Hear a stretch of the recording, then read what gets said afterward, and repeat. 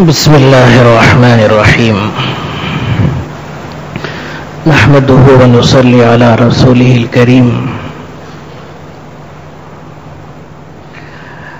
یوسف علیہ السلام کے بھائیوں کا قافلہ جب کنعان پہنچا اور حضرت یعقوب علیہ السلام کے سامنے پوری صورت بیان کر دی تو حضرت یعقوب علیہ السلام بہت روئے، اللہ کے سامنے گڑ گڑائے اور حضرت یوسف علیہ السلام کی یاد تازہ ہو گئی اور اللہ کے سامنے کہنے لگے یا اسفا علی یوسفا، بہت افسوس ہے یوسف پر، بڑی مایوسی ہے یوسف پر۔ اور حضرت یعقوب علیہ السلام کی بینائی اور آنکھوں کی روشنی جاتی رہی۔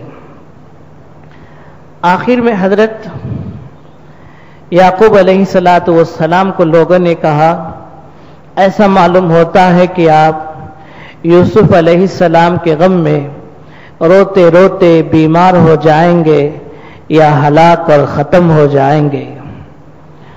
حضرت یعقوب علیہ السلام نے فرمایا کہ میں تم سے کوئی شکایت نہیں کرتا ہوں، میں تو اللہ تبارک و تعالیٰ کے سامنے اپنا غم بیان کرتا ہوں، اپنی تکلیف بیان کرتا ہوں، اور وہ جانتا ہوں جو تم نہیں جانتے۔ اس کے بعد حضرت یعقوب علیہ السلام نے اپنے بیٹوں سے کہا یا بنی اذهبوا فتحسسوا من یوسف واخیہ، اے میرے بیٹو تم جاؤ تلاش کرو یوسف اور ان کے بھائی کو، پھر سے مصر جاؤ، مصر جا کر تلاش کرو یوسف اور ان کے بھائی کو، اور اللہ کی رحمت سے مایوس مت ہو جاؤ۔ بے شک اللہ کی رحمت سے کافر لوگ ہی مایوس ہوتے ہیں، کوئی مومن مایوس نہیں ہوتا۔ اللہ کی رحمت کو دیر تو ہو سکتی ہے، اندھیر نہیں ہے، دیر سویر اللہ کی رحمت ضرور آتی ہے۔ چنانچہ حضرت یعقوب علیہ السلام نے مصر جانے کا حکم فرمایا۔ اب مصر میں بنیامین کا موجود ہونا تو یقینی بات تھی، لیکن یوسف علیہ السلام وہاں موجود ہیں، اس کی کیسے حضرت یعقوب کو خبر لگ گئی؟ ظاہر سی بات ہے حضرت یعقوب علیہ السلام کو خبر تو نہیں تھی۔ اللہ تبارک و تعالیٰ سے امید کرتے ہوئے، توقع کرتے ہوئے انہوں نے کہا کہ تم پھر سے بنیامین کو لینے کے لیے جاؤ، اور ہو سکتا ہے وہاں یوسف بھی مل جائیں، اور بنیامین اور یوسف دونوں کے ساتھ تم آؤ اور دونوں سے ہماری ملاقات ہو جائے گی۔ اللہ تبارک و تعالی دوہرا غم کسی پر نہیں ڈالتے ہیں، اس لیے جاؤ تلاش کرو یوسف اور ان کے بھائیوں کی خبر کو اور ان سے متعلق تحقیق کرو کہ وہ کہاں ہیں۔ چنانچہ اب یہ لوگ آئے، ایک بھائی تو وہیں موجود تھا، باقی 9 بھائی پھر آئے اور حضرت یوسف علیہ السلام کے دربار میں داخل ہوئے۔ داخل ہو کر اب بڑی لجاجت کی، منت و سماجت کی اور روئے گڑ گڑائے، کہنے لگے یا ایھا العزیز مسنا واہلنا الضر وجئنا ببضاعۃ مزجاۃ فاوف لنا الکیل وتصدق علینا۔ اب آ رہے ہیں اور کہہ رہے ہیں اے بادشاہ، اے عزیز اور مصر کے بادشاہ، ہم کو اور ہمارے گھر والوں کو بڑا فقر و فاقہ پہنچا ہے، گھر میں کھانے کے لیے کچھ نہیں ہے، جو کچھ اناج غلہ وغیرہ دیا گیا تھا وہ سب ختم ہو گیا، اب کچھ نہیں ہے۔ اب ہم اناج غلہ وغیرہ لینے کے لیے معمولی قیمت لے کر آئے ہیں، اور آپ کی جو طے شدہ قیمت ہے، حالانکہ پہلے سے وہ قیمت بڑی کم تھی، لیکن ان کے پاس اتنی قیمت بھی نہیں تھی، کہہ رہے ہیں ہم معمولی سی قیمت لے کر آئے ہیں، ہمیں پوری پوری امید ہے کہ آپ یہ معمولی قیمت قبول کر لیں گے اور اس معمولی قیمت کو قبول کر کے آپ بھرپور ناپ کر دیا کریں گے، اس میں آپ کچھ بھی کمی اور اس میں کسی طرح کی کوتاہی نہیں کریں گے، آپ بھرپور دیا کریں گے۔ مفسرین نے لکھا ہے یوسف علیہ السلام کے بھائی کیا لے کر گئے تھے؟ تو بعضوں نے کہا ہے کہ کھوٹے سکے لے کر گئے تھے جو بازار میں نہیں چلتے تھے، جو کھوٹے سکے یعنی جو بازار میں نہیں چلتے ہیں، جو روپے پیسے جن کو رد کر دیا جاتا ہے وہ لے کر گئے تھے۔ اور بعض روایتوں میں آتا ہے گھر کا سامان کچھ لے کر گئے تھے اور اس کو سامنے رکھ کر کہنے لگے کہ اس کے بدلے آپ ہمیں اونٹ بھر کر اناج اور غلہ دے دیا کریں اور سب کے سب کو دیا کریں اور سب کو نوازیں۔ یہ کہہ رہے ہیں اور آگے کہہ رہے ہیں کہ اگر یہ قیمت منظور نہیں ہے تو پھر خیرات ہی کر دیجئے، صدقہ دے دیجئے، اللہ صدقہ کرنے والوں کو پسند فرماتا ہے اور جو بھی صدقہ دیتے ہیں اللہ کے یہاں اس کی منزلت اور مرتبہ بڑھتا ہے۔ تو بڑی عاجزی، مسکنت اور فقر و فاقہ کا اظہار کر کے بادشاہ کے سامنے ہاتھ پھیلا رہے ہیں اور بھیک مانگ رہے ہیں، کہہ رہے ہیں۔ حضرت یوسف علیہ السلام نے جب یہ منظر دیکھا تو ان کا دل بھر آیا اور ان کے سامنے اب حقیقت کو واضح کرنے کے سوا، حقیقت کو ظاہر کرنے کے سوا کوئی چارہ نہیں تھا۔ چنانچہ حضرت یوسف علیہ السلام نے اپنے بھائیوں کے سامنے کہا بھلا تم کو معلوم ہے تم لوگوں نے یوسف اور اس کے بھائی کے ساتھ جو سازش کی تھی اس کا کیا ہوا؟ جبکہ تم جاہل تھے، ناواقف تھے، علم نہیں تھا اور حقیقت معلوم نہیں تھی، تم کو معلوم بھی ہے کہ یوسف اور اس کے بھائی کے ساتھ تم لوگوں نے کیا کیا۔ اب جب انہوں نے عزیز مصر کے بادشاہ سے یوسف علیہ السلام کا نام سنا، حیران رہ گئے، پریشان ہو گئے، کہنے لگے یوسف کو اور مصر کے بادشاہ کو کیا تعلق ہے، دونوں کو کیا نسبت اور جوڑ ہے۔ پھر غور سے حضرت یوسف علیہ السلام کو دیکھے تو کچھ علامتوں سے پہچان لیا کہ یہی یوسف ہیں اور ان علامتوں سے معلوم ہو رہا ہے کہ عزیز مصر ہی حضرت یوسف علیہ السلام ہے۔ پھر پورے طور پر تعجب اور سراپا تعجب بن کر حیران ہو کر پوچھنے لگے اِنَّكَ لَأَنْتَ یوسف، سچ مچ کیا ہی تم یوسف ہو، کیا تم ہی یوسف ہو، واقعتاً بتاؤ کہ تم بادشاہ جو بنے ہوئے ہو تم ہی یوسف ہو۔ اب حضرت یوسف علیہ السلام نے فرمایا ہاں میں یوسف ہوں اور یہ میرے بھائی ہیں، میں یوسف ہوں، حقیقتاً میں یوسف ہوں اور یہ میرے بھائی ہیں، یہ میرے بھائی ہیں۔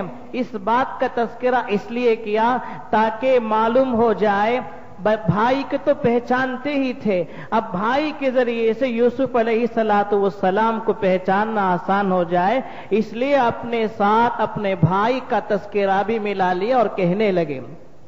حضرت یوسف علیہ السلام نے یہ راز کیوں فاش کیا؟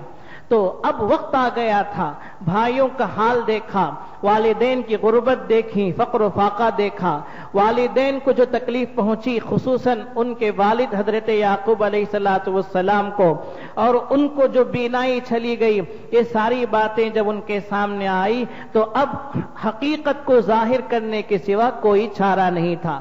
اس سلسلے میں بعض روایتوں میں آتا ہے کہ حضرت یعقوب علیہ السلام نے حضرت یوسف کو خط بھی لکھا تھا اور عجیب و غریب خط تھا۔ خط کیا تھا؟ لکھتے ہیں یعقوب صفی اللہ ابن اسحاق ذبیح اللہ ابن ابراہیم خلیل اللہ۔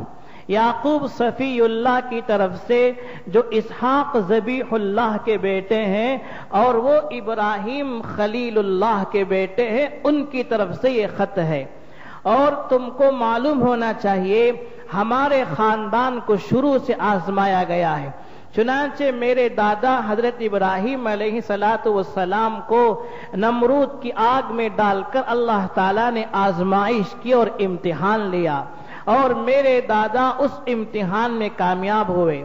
اس کے بعد میرے ابا اسحاق علیہ السلام کو مختلف آزمائشوں میں آزمایا گیا اور بڑے زبردست امتحانات لیے گئے۔ اس کے بعد مجھے آزمایا گیا، میرا ایک بڑا چہیتا لڑکا تھا جس کا نام یوسف تھا، وہ گم ہو گیا، اس کے ذریعے سے مجھے آزمایا گیا اور میں امتحان دے رہا ہوں، آزمائش کے دور سے گزر رہا ہوں۔ اور ایک اور چھوٹا بیٹا تھا یوسف کے بعد، اس سے میری آنکھ اور میرا دل بہلتا تھا، مجھے تسلی ہو جایا کرتی تھی، اب تم نے اس کو بھی چوری کے الزام میں پکڑ لیا ہے، لہذا اے مصر کے بادشاہ سن لو کہ ابراہیم کے خاندان میں کوئی چور نہیں ہے اور کوئی چور پیدا نہیں ہوا ہے، اور ابراہیم کی اولاد میں کوئی چور اللہ تبارک و تعالی نے پیدا نہیں کیا ہے۔ حضرت یوسف علیہ السلام نے جب یہ خط پڑھا تو کانپ اٹھے اور آنکھوں سے آنسو جاری ہو گئے، بے تحاشا رونے لگے، اور اس کے بعد حقیقت حال ظاہر کر دی، اور اللہ تعالیٰ نے چھپانے کے لیے جو وقت بتایا تھا، جو مدت بتائی تھی، وہی کے ذریعے یہ بھی بتا دیا گیا کہ اب چھپانے کی ضرورت نہیں ہے، اب راز فاش کر دینا چاہیے، حقیقت واضح کر دینی چاہیے۔ چنانچہ حضرت یوسف علیہ السلام نے حقیقت واضح کر دی، اور وہ 10 کے 10 بھائی حضرت یوسف علیہ السلام کے سامنے مجرم بن کر کھڑے ہوئے ہیں اور سراپا جرم کیے ہوئے حضرت یوسف اور ان کے بھائی بنیامین کو ستائے ہوئے کھڑے ہوئے ہیں۔ اب سوائے اس کے کوئی چارہ نہیں تھا کہ معافی مانگتے اور منت و سماجت کرتے، چنانچہ آگے بڑھ کر کہنے لگے تاللہ لقد آثرک اللہ علینا۔ حضرت یوسف علیہ السلام نے کہا دیکھو تم لوگوں نے بڑی سازش کی، بڑی تدبیریں کی، لیکن اللہ تبارک و تعالی جو بھی تقوی اختیار کرتا ہے، صبر کرتا ہے، اس کو نوازتا ہے۔ اللہ صبر اختیار کرنے والے کو، متقی کو کبھی ضائع نہیں کرتا۔ چنانچہ اللہ نے ہم پر بہت احسانات کیے، احسانات کرنے کے بعد اللہ نے نوازا ہے۔ جب بھائیوں نے دیکھا آگے کہنے لگے تاللہ اللہ کی قسم، اللہ نے تم کو ہم پر بڑا مرتبہ دیا، بڑی عظمت دی، بڑی فضیلت تھی، ہم ہی خطا کار تھے، قصوروار تھے، اور ہم سے ہی گناہ اور غلطی سرزد ہوئی ہے۔ یہ کہہ کر معافی چاہ رہے ہیں۔ حضرت یوسف علیہ السلام نے کہا کہ تمہاری غلطی اور جرم اور گناہ پر سزا دینا تو درکنار دور کی بات ہے، میں تم پر ملامت بھی نہیں کرتا، میں تم سے یہ پوچھتا بھی نہیں کہ تم نے یہ کام کیا کیوں، تم نے ایسی سازش کیوں کی، اور تم نے میرے خلاف اتنی کھلم کھلا دشمنی کیوں کی، میں تم سے یہ پوچھنا بھی نہیں چاہتا، بلکہ معافی ہے اور کھلی معافی ہے، بھرپور معافی ہے۔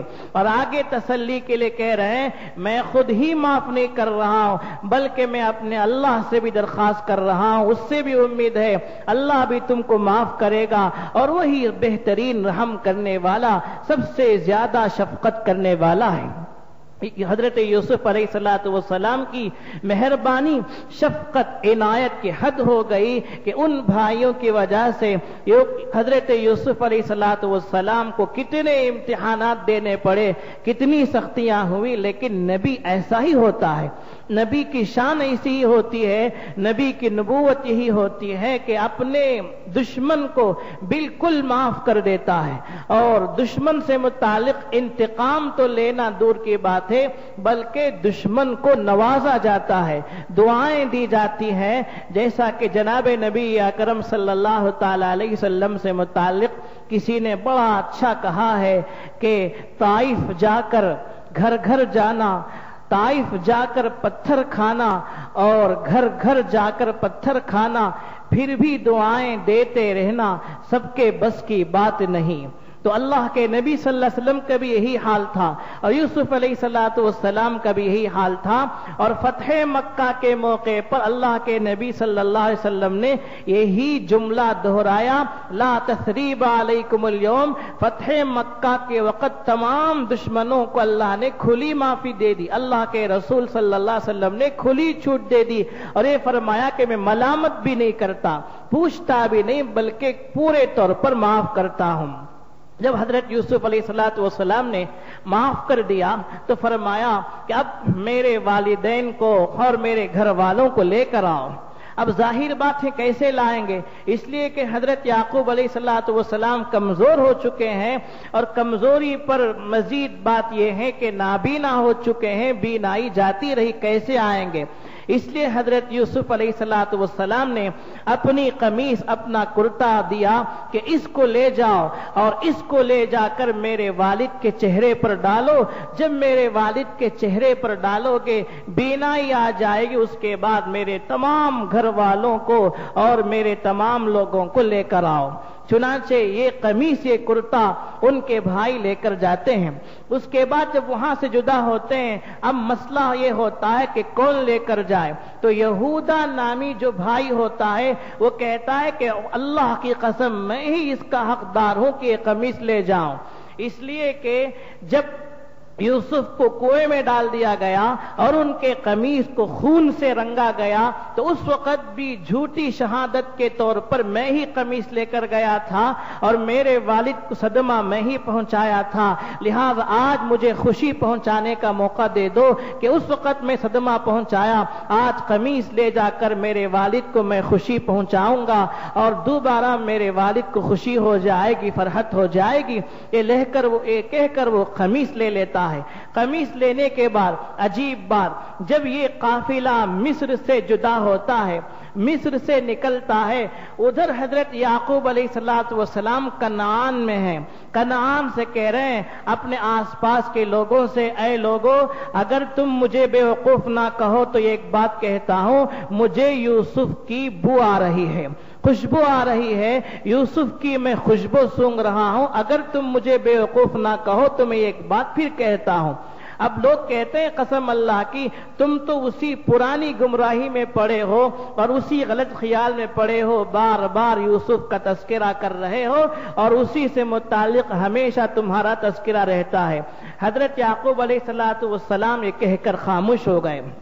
چنانچہ ایک کرتا، ایک قمیص یہاں سے لے جائی گئی اور لے جا کر، اور یہودا جو بھائی تھا وہ کنعان پہنچنے کے بعد اس نے اس قمیص کو حضرت یعقوب علیہ السلام کے چہرے پر ڈال دی۔ چہرے پر ڈالنے کی دیر تھی کہ بالکل بینائی لوٹ آئی۔ اس مرتبہ حضرت یوسف علیہ السلام نے 200 اونٹ سامان دیے تھے، اپنے بھائی کو 200 اونٹ سامان دیے تھے اور خوب بھر کر دیا تھا تاکہ لے جائیں اور آنے میں کوئی رکاوٹ باقی نہ رہے، پورے طور پر پوری تیاری کے ساتھ آئیں۔ چنانچہ لے جا کر ڈالا گیا، قمیص کے ڈالنے کی دیر تھی، بینائی آ گئی، روشنی آ گئی اور حضرت یعقوب علیہ السلام اچھے ہو گئے اور اچھے ہو کر اب آنے کی تیاری ہونے لگی۔ بعض محققین نے لکھا ہے کہ حضرت یوسف علیہ السلام کی قمیص میں عجیب تاثیر تھی اور اللہ تعالیٰ کا عجیب کرشمہ تھا۔ یوسف علیہ السلام کی قمیص سے 3 کرشمے ثابت ہو رہے ہیں۔ سب سے پہلا کرشمہ یہ ہے کہ جب ان کو کنویں میں ڈالا گیا اور ان کی قمیص کو حضرت یعقوب علیہ السلام کے پاس لے جایا گیا تاکہ ان کے قتل کو بھیڑیا کے کھا جانے کو ثابت کیا جائے کہ آپ کو بھیڑیا کھا گیا ہے، یوسف کو بھیڑیا کھا گیا ہے، یہ قمیص گواہ ہے۔ حضرت یعقوب علیہ السلام قمیص دیکھ کر ہی پہچان لیے کہ واقعہ جھوٹا ہے، اس لیے کہ اگر بھیڑیا کھایا ہوا ہوتا تو قمیص پھٹی ہوئی ہوتی، لیکن قمیص صحیح سالم ہے، لہذا یہ واقعہ جھوٹا ہے۔ قمیص سے انہوں نے جھوٹ بولنا چاہا لیکن قمیص سے سچائی ثابت ہوئی۔ اور پھر دوسری مرتبہ زلیخا کے پاس قمیص سے گواہی ثابت ہوئی۔ بچے نے گہوارے سے یہ کہا کہ اگر قمیص آگے سے پھٹی ہے تو یوسف مجرم ہے، پیچھے سے پھٹی ہے تو زلیخا مجرم ہے۔ جب دیکھا گیا تو قمیص پیچھے سے پھٹی تھی اور زلیخا مجرم ثابت ہوئی اور قمیص سے حضرت یوسف کی سچائی ثابت ہوئی۔ اور تیسرا کرشمہ یہ ثابت ہو رہا ہے کہ حضرت یعقوب علیہ السلام کی روشنی اور آنکھوں کی بینائی آ رہی ہے۔ اور بعض مفسرین نے لکھا ہے کہ وہ جو قمیص حضرت یوسف علیہ السلام نے دی وہ کوئی معمولی قمیص نہیں تھی، بلکہ وہ قمیص وہ تھی جو حضرت ابراہیم علیہ السلام کو حضرت جبرائیل نے پہنائی تھی۔ جب نمرود نے حضرت ابراہیم کو آگ میں ڈال دیا اور ان کی قمیص اتار لی گئی، جنت سے قمیص لائی گئی اور وہ قمیص حضرت ابراہیم کو پہنائی گئی، اور اس قمیص سے حضرت ابراہیم علیہ السلام صحیح و سالم رہے۔ بعد میں وہ قمیص حضرت اسحاق علیہ السلام کے پاس آئی، حضرت اسحاق سے حضرت یعقوب کے پاس آئی۔ حضرت یعقوب اس کو بہت حفاظت سے رکھتے تھے اور اس سے تبرک اور برکت حاصل کیا کرتے تھے، اور اس قمیص کو حضرت یعقوب نے بطور تعویذ کے حضرت یوسف کے گلے میں ڈال دیا تھا، اور وہ قمیص حضرت یوسف کے گلے میں رہی۔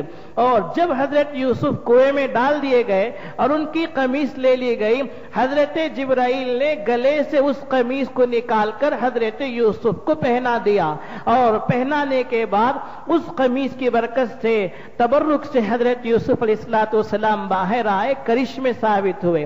تو وہ عجیب و غریب قمیص تھی، وہی قمیص حضرت یوسف نے دے کر بھیجی جس سے حضرت یعقوب علیہ السلام کی بینائی اور آنکھوں کی روشنی دوبارہ لوٹ کر آئی تھی۔ اللہ عمل کی توفیق۔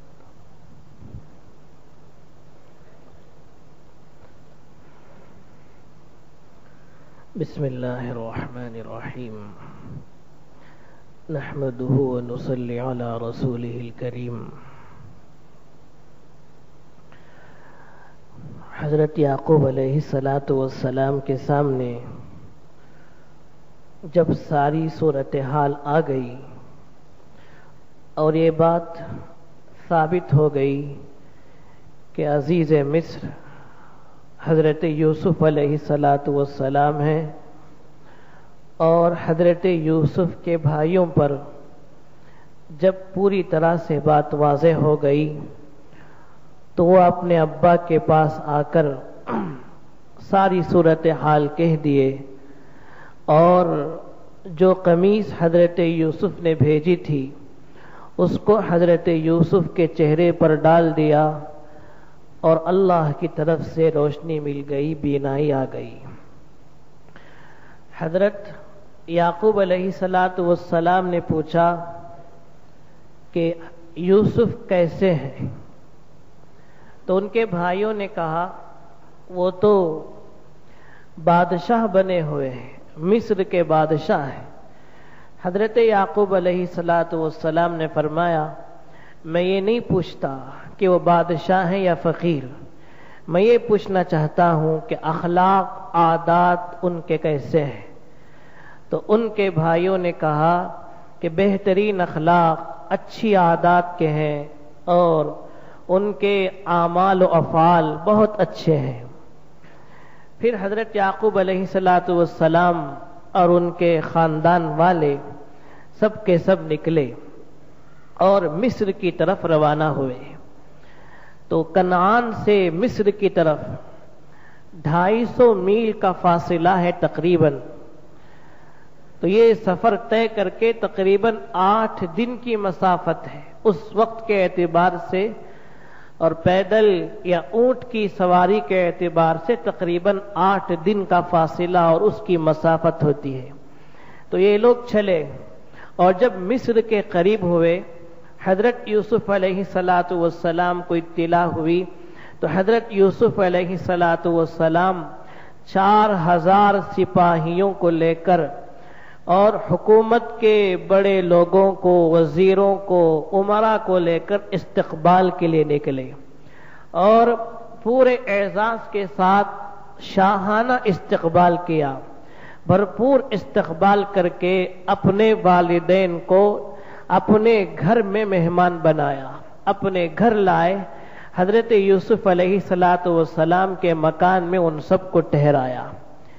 جب یہ سب وہاں ٹھہرے، حضرت یوسف علیہ السلام کا شاندار استقبال، اور حضرت یوسف علیہ السلام نے اپنے والدین کو تخت پر بٹھایا۔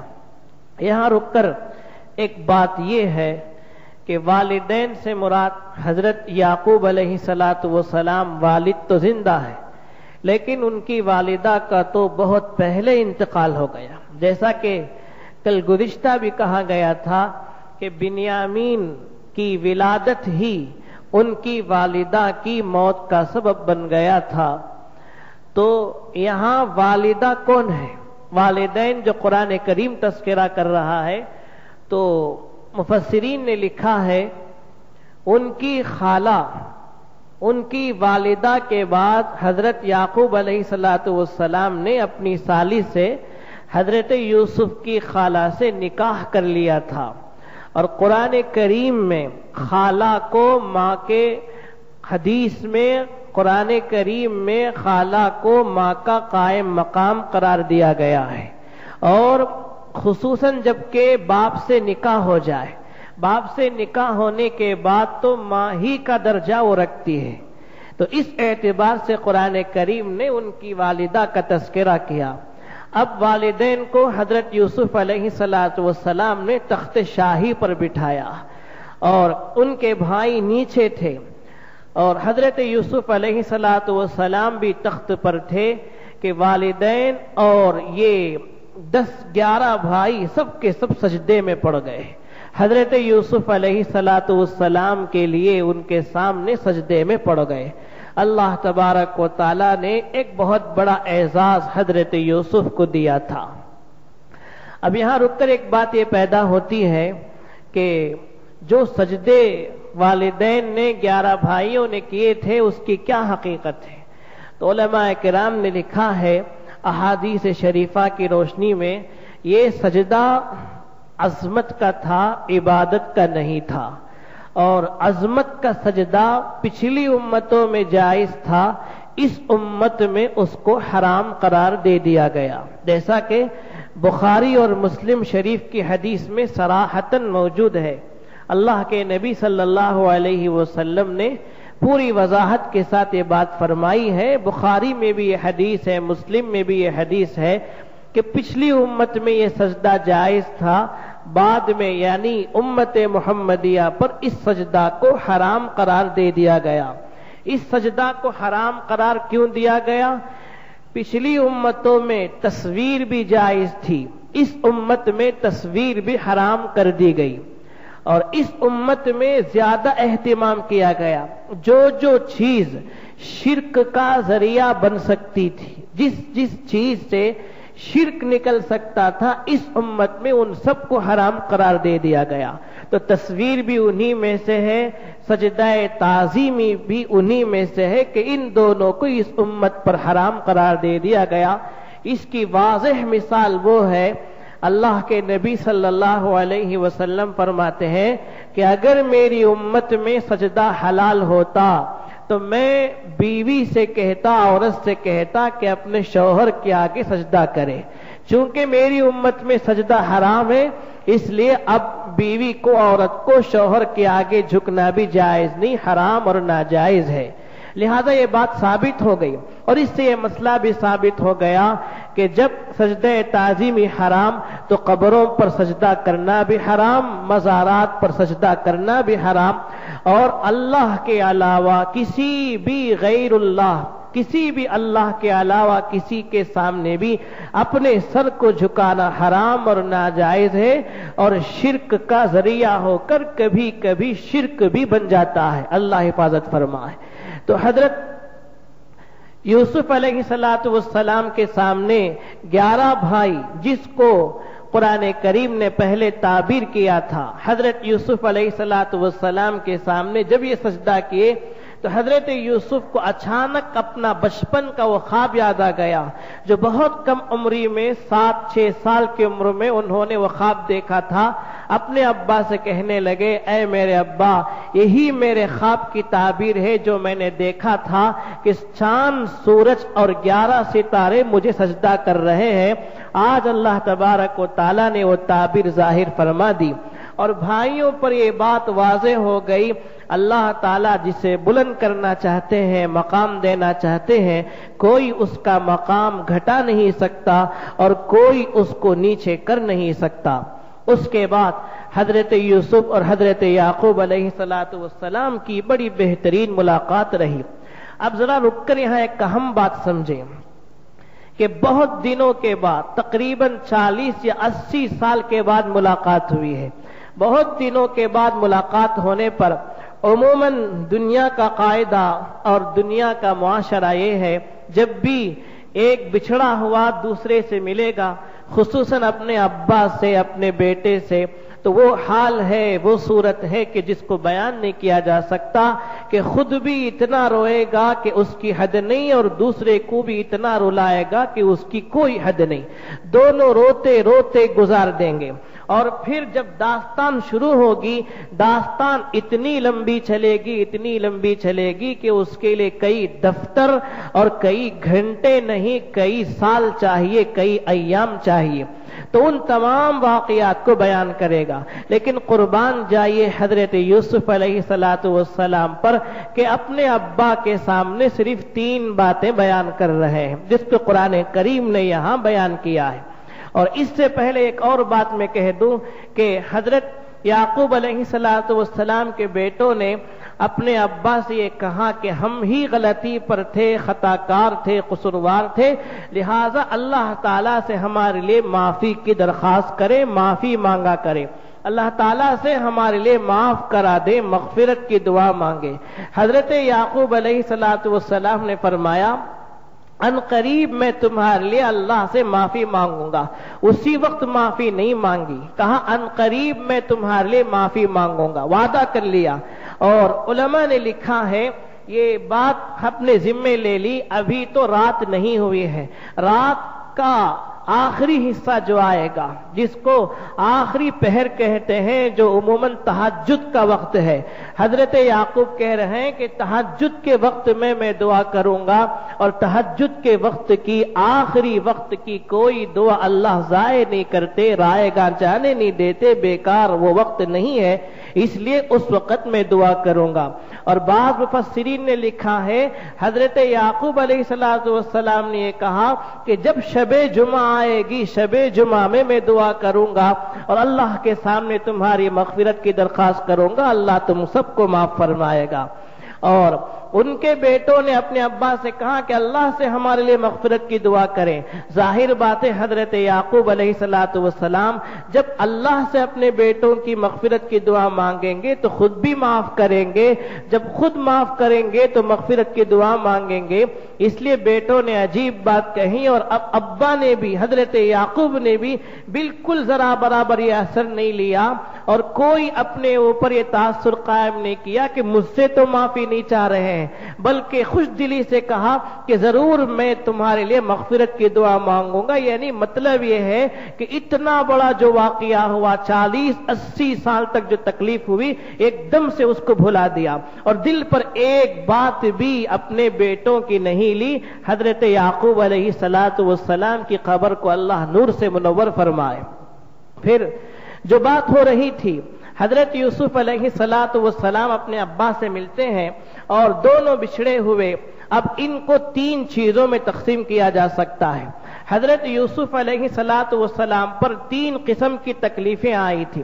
ایک تو اپنے بھائیوں کا ظلم و ستم، بھائیوں کا ظلم اور جور، ظلم و ستم.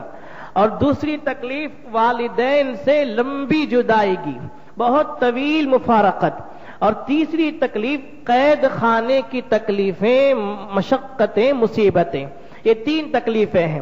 حضرت یوسف علیہ السلام ان 3 تکلیفوں کو ذکر کرتے ہیں اور اپنے ابا سے اپنا دکھڑا اور اپنا غم جو سناتے ہیں، اس کو قرآن کریم نے بڑے شاندار انداز میں بیان کیا ہے کہ ان 3 میں سے 2 کو تو حضرت یوسف علیہ السلام ایک انداز سے بیان کرتے ہیں، اور پہلی تکلیف جو بھائیوں کی طرف سے پہنچی تھی اس کو دوسرے انداز سے بیان کرتے ہیں.